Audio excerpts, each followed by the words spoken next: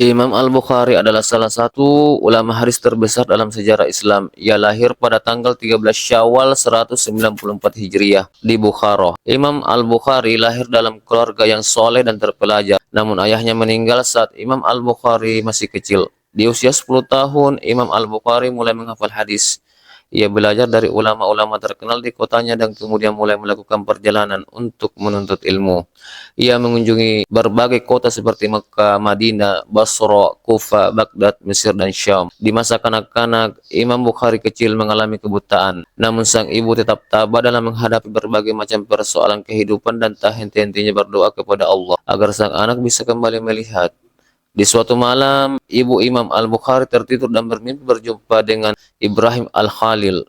Di malam mimpi itu, Ibrahim Al-Khalil berkata kepada ibu Imam Al-Bukhari, "Wahai wanita, Allah telah mengembalikan penglihatan kepada anakmu karena engkau banyak menangis berdoa untuk kesembuhan putramu. Dengan izin Allah Subhanahu wa taala, keesokan harinya Imam Al-Bukhari benar-benar bisa melihat kembali."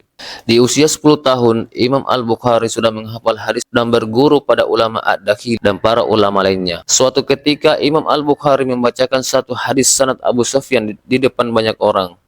Dan hadis yang dibacakan beliau membuat takjub banyak orang karena kecerdasan Imam Al-Bukhari. Di usia yang menginjak 16 sampai 17 tahun, beliau sudah menamatkan hafalan hadis kitab Imam Waqi dan Imam Ibnul Mubarak. Serta beliau diberi kepercayaan oleh gurunya Muhammad Salam Al-Bikandi untuk mengoreksi kitabnya. Tibalah saat ketika Imam Al-Bukhari akan berangkat menunaikan ibadah haji bersama dengan ibu dan saudaranya. Dan ketika telah selesai melaksanakan ibadah haji, Imam Al-Bukhari meminta izin kepada ibunya untuk tetap tinggal di Mekah guna memperdalam ilmu hadis dari para ulama setempat. Akhirnya ibu bersama saudaranya mengizinkan beliau tinggal dan ibu dan keluarganya akan kembali ke kampung halamannya. Beliau berguru dengan ulama setempat seperti Abdullah bin Salam Al-Bikandi dan Muhammad bin Ja'far. Beliau dikenal dengan ulama 1000 guru. Kekuatan hafalan hadis beliau diakui oleh gurunya dan banyak ulama lainnya pada waktu itu. Dikisahkan seorang ulama dari Baghdad datang mengunjungi beliau dan mempersiapkan diri dari 100 hadis untuk menguji hafalan Imam Al-Bukhari dengan menukar matan satu sanad dengan teks lainnya. Setiap orang memegangi 10 hadis untuk menguji kekuatan hafalan beliau. Berkumpullah semua orang di suatu majelis. Orang pertama mulai menanyakan kepada Imam Al-Bukhari yang ia miliki satu persatu. Dan Imam Al-Bukhari menjawab semua pertanyaan ke semua hadis tersebut. Dan para ulama yang hadir pada waktu itu saling menulis satu sama lainnya dan berkata, anak ini benar-benar paham. Dan sementara orang yang hadir di majelis yang tidak tahu tujuan diadakannya acara itu menganggap Imam Al-Bukhari memiliki hafalan yang lemah.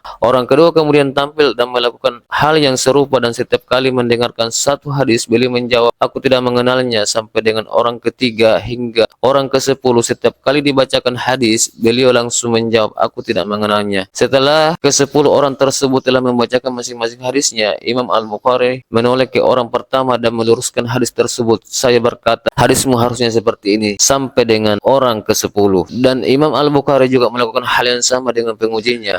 Dan orang yang berkumpul di majelis itu mengakui kehebatan hafalan Imam Al-Bukhari. Imam Al-Bukhari tidak hanya menghafal hadis sahih, tidak luput dari perhatian beliau terkait dengan hadis yang tidak sahih. Beliau berkata, aku menghafal lebih dari 100.000 hadis sahih dan 200.000 hadis yang tidak sahih. Imam Al-Falas pernah berkata, setiap hadis yang tidak dikenal oleh beliau bukanlah hadis sahih. Beliau dikenal dengan pribadi yang wara', rendah hati dan pemaaf, termasuk saat beliau mengoreksi perawi yang lemah dan berderajat lemah. Beliau menggunakan bahasa yang sangat halus. Imam Al-Bukhari pernah berkata, ketika berjumpa dengan Allah, aku berharap tidak ada yang menuntutku karena aku telah mengujinya. Kedalaman ilmu dan kekuatan hafalan beliau sudah ada sejak kecil. Bahkan salah seorang muridnya, Imam At-Tirmizi berkata, aku belum pernah melihat di Irak dan tidak juga di Khurasan seseorang yang paham tentang sanad hadis kecuali Imam Al-Bukhari. Pernah suatu waktu orang yang berilmu di kota Basra berkumpul mendengarkan hadis dan tidak sedikit ada yang mencatatnya. Imam Al-Bukhari pernah mengalami kejadian diusir dari kotanya dengan alasan yang tidak memiliki dasar.